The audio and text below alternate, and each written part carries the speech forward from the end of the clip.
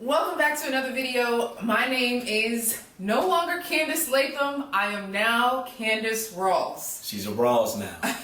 That's right. We got married on October 15th and we had a debt-free wedding. Yes. So in this video, we're going to be sharing more about how we were able to have that debt-free wedding in case you yourself are interested in having a debt-free wedding, and how you can create a unique experience that is unique to you and your partner, and also great for your pockets. Now, before we jump into the details of the video, I thought it'd be fun for us to play a little game. And of course, you've met well, he was a fiance before, now he's a husband here, so welcome. He's a whole husband. All right, so we're gonna play a little game here. We created some questions, and put them in this tie the knot cup, which is a wedding gift that we got. So Jordan, do you wanna go first? Alrighty, let's see. Right. If you had to give our wedding a word, what would you give it? A word.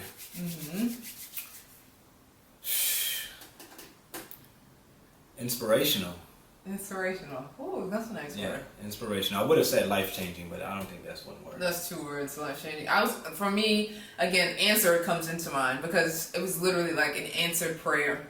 Like we were praying for so many things and like everything just ended up working out. Right. So. And I say an inspiration because everything did end up working out just as planned, and just so many great moments were shared, and I felt like lives were changed. So yeah, it was an inspiration for real love, and two, just what it means to have really dope, good friends and family. You know what I'm saying? Part of that moment.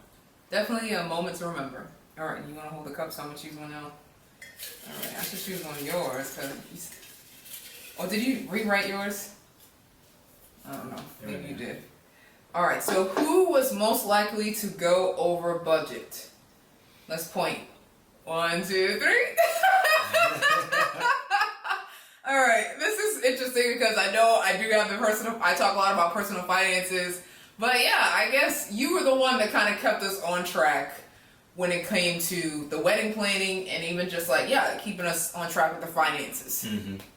I think in the beginning we were more stricter, but as time went on, it's easy for us to just be like, hey, we'll find the money.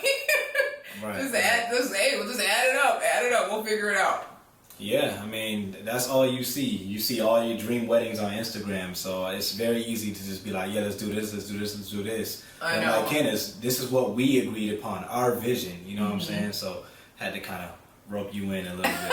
You did. It all worked out, though. Yeah. All right, well, last one.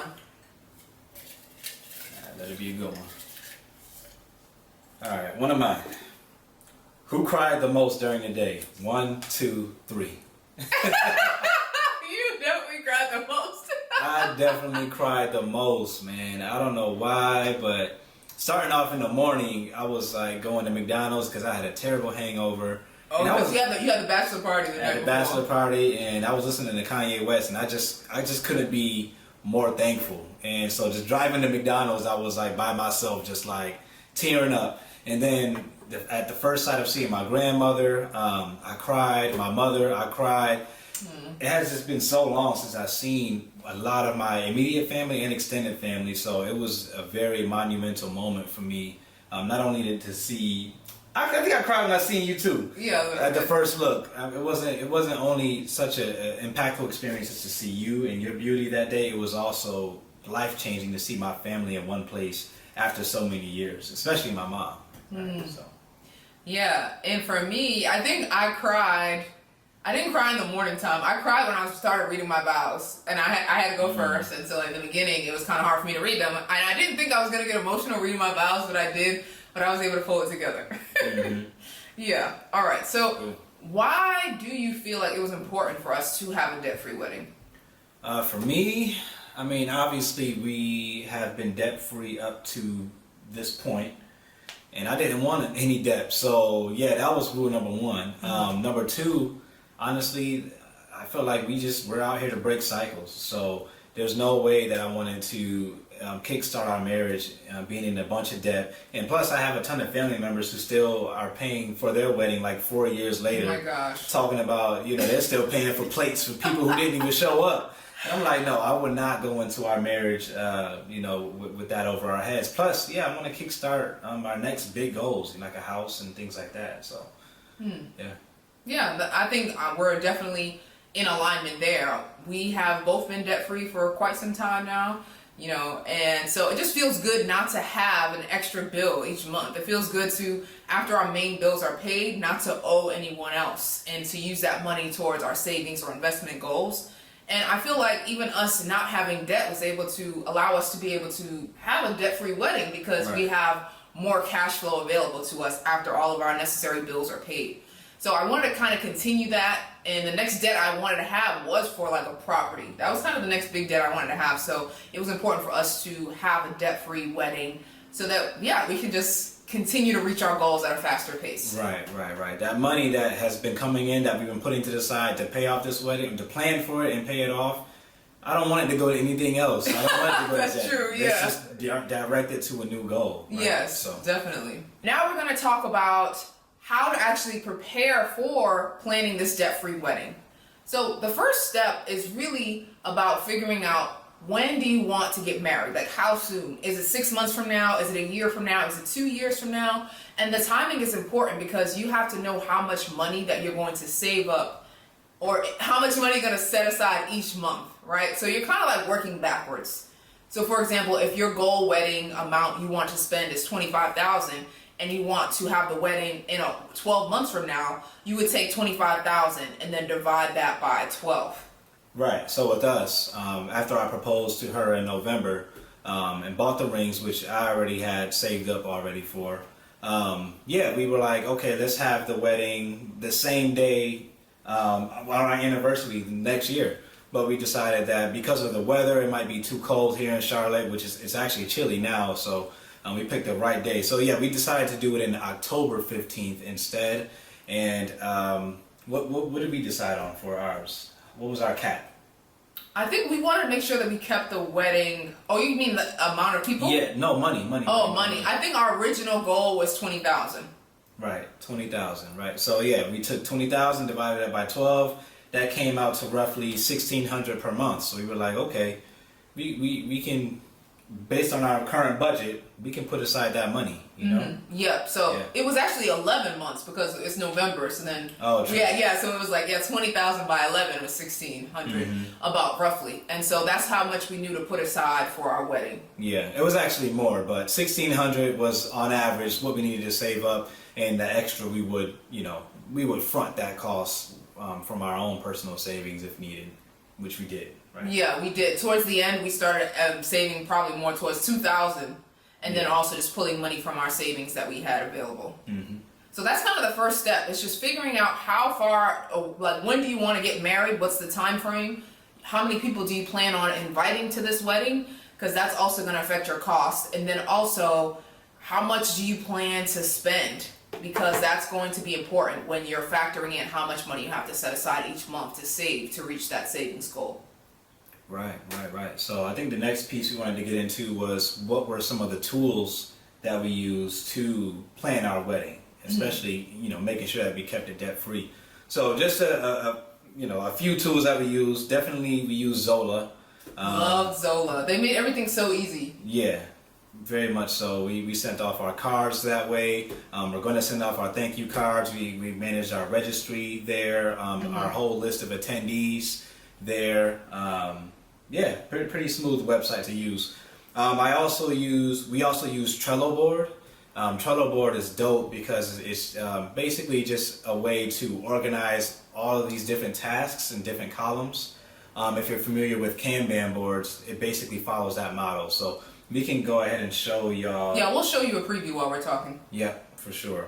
We also use Google Sheets, which is equivalent to Excel, of course. Not only for our budget that we already manage on a monthly basis, but for the budget specifically for the wedding. So we had everything listed, all the costs that we would need to save for, and then we kind of estimated what the cost would be so that we can kind of project, up to the 20K cap that we had, how were we doing based on everything that we've budgeted so far. And the last tool is Apple Notes. We use that very frequently. You know, we have so many different notes. I have a folder called Candice and Jordan, and it's just so many different notes that we have shared. It allows you to kind of collaborate between both of our iPhones. It kind of makes you, you know, keeping notes between all of the discussions we're having with the vendors or with each other on things. I love Google. I know. I love Apple Notes. So next we're going to talk about our wedding priorities, right? So in one of those Excel sheets, we listed out what were our top wedding priorities. Whether that was a DJ, whether that was, you know, how much we wanted to spend on the reception, how much we wanted to spend on the ceremony, how much we wanted to spend on flowers.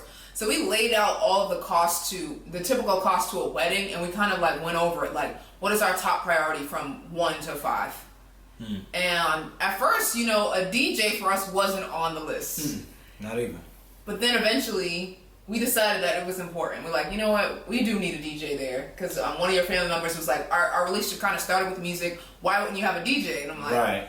Oh, that's true. Yeah, but that started off, we wanted to have something smaller. We wanted to have something at an Airbnb backyard with, with 10 to 15 people at first. We're like, we'll just have a speaker. But then and he was like, yo, what y'all trying to have a dinner party or something? I'm like, maybe we shouldn't have a dinner party. Let's actually party and not have to worry about the music and people taking over the aux cord or whatever. We don't need none of that. So. Yeah, so it worked out. I'm so glad that we did end up investing in a DJ and an MC. They were amazing. Any other priorities though? Any other priorities? The barn. So we had 2 separate venues. We had a venue for the ceremony, and then we also had a venue for the reception. And we could have just chose one location for everything. That probably would have cut back on some costs. But I fell in love with the barn when I saw it, and I had to just have both. Yeah, I was like, Candice, I mean, hey, if that's the goal, we can save up for it. Let's make it happen. You know what I'm saying? It was a beautiful venue, and I was like, you know what? I'm in love with it too. We just gonna commit to it. So yeah. And it was perfect. I'm glad we did. I am so glad because it's not like we only had it for a 1-day experience. We had the barn booked from that Thursday, and I had my bachelorette party there. So from Thursday, Friday, Saturday, and then we left on Sunday. So I'm glad that we had it for multiple days. That's also what made it worth it. Right. All right, we're gonna answer another question from the cup. Do you want to do the honors? Were we able to stay under our $20K budget? Ooh. Nah. No. Nah. We were doing pretty good, but honestly, towards the end, we didn't even think about the honeymoon. We didn't. We did not factor in our costs. We factored in the wedding and the reception and the rings and the dress and the suit and everything else, but we did not think about how are we going to pay for the honeymoon. So how did we end up handling that one? So we decided to stay local in the United States. Plus, because like COVID, there's just so much happening in the world. We're like, let's just stay local. I don't really feel like getting on a plane right now. And so I was asking my coworker, and she told me like, oh, you should go to the Chateau Elan in Georgia. So I was like, oh, Georgia's perfect. It's like 3 or 4 hours away. And it looked really beautiful online, so we decided to just book that, and it was a wonderful time. Yeah, it was like under 5K, I think, total. Yeah. And we just decided to come from our own savings with that, you know, because even though we were saving for the wedding, we were still investing. We still had an emergency fund. We still had our own personal savings account. So that was just something that we decided that we wanted to both contribute to. However much we wanted to cover the food and the stay. Yeah. So what was the final amount? Oh yeah, the final amount was actually $32,000. We spent $32,000 on our wedding, which is a little bit in line with the average cost for American weddings, right? Yes, I believe in Charlotte it's about $29,000. Okay. Yeah, so we did go a little over, but it is well. Yeah, it is very well because we created the experience that we wanted, which gets into our next question. You know, what's the next question? It's the next question. I was going to ask the audience question first. Oh, okay. So somebody actually did write in. Did you all take advantage of the Honey Fund or any other crowd-funded registries?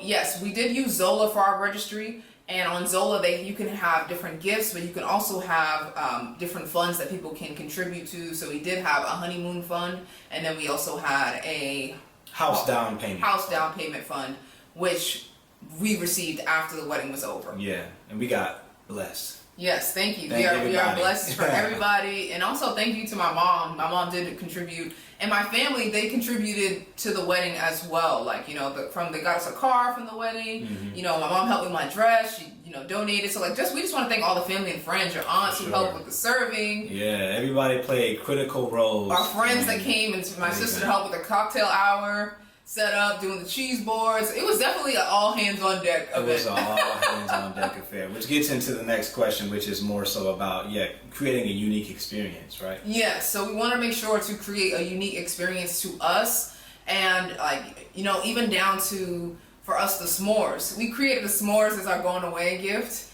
and at the end of the night we had like a campfire, and people can come with their little s'mores bag and roast their s'mores. And that was important to us because when he proposed to me, we actually went to the woods in a cabin and we had a campfire with the s'mores. Right. So yeah, the whole entire experience was purely customized to who we are and what we love, and we wanted people to be a part of that experience. So we definitely needed to be outdoors. Yes, we love the outdoors. We love the outdoors. That's why we chose the rust and our wedding colors. Yeah, because we was taking a walk one day, and yeah, we saw, it was last fall, and we just saw all these plants on the side of the road, and there was this one bushel of plants that was like a rust color. We're like, yo, that color was nice. Mm-hmm. We gotta include that. We also wanted to create a very intimate experience, right? So a lot of people end up inviting tons and tons of people to the wedding, and I know for me, I wanted to make sure everybody who we had part of our wedding was going to be people who were impactful to us in our lives in some way. You know what I mean? And so that's how we initially went from, you know, more elope style with like having a few people there to up to 60 people. We had 60, maybe 62 people there. But every single individual that we invited definitely needed to be there. You know what I'm saying? And the people who couldn't make it, you know, it's definitely all love. But, you know, the people in our vision, those are the folks that we needed to have there on our special day. Mm-hmm. And yeah, I wish that, you know, we could have invited more people. You know, if I could invite all my friends and family, I would have loved to. But, you know, COVID and also the budget just didn't work out that way. Yeah, we was sourcing this ourselves, so we had to make some decisions. And it doesn't make everybody happy, but hey, you know, we grown. And we gotta move on. Yes, but that's all we have for you today. Thank you so much for tuning in. We hope you found this video helpful. You know, any final tips for people who are planning a wedding right now? Man, if y'all planning a wedding, just do what you want to do. Forget everything you've seen on the internet. That's it. Yes, create a unique experience that's unique to you and the couple. And then also, you know, sit down and just get into a habit of having regular monthly meetings as a couple to just not even going over just wedding planning, but also your finances in general, and then what's going well in the relationship.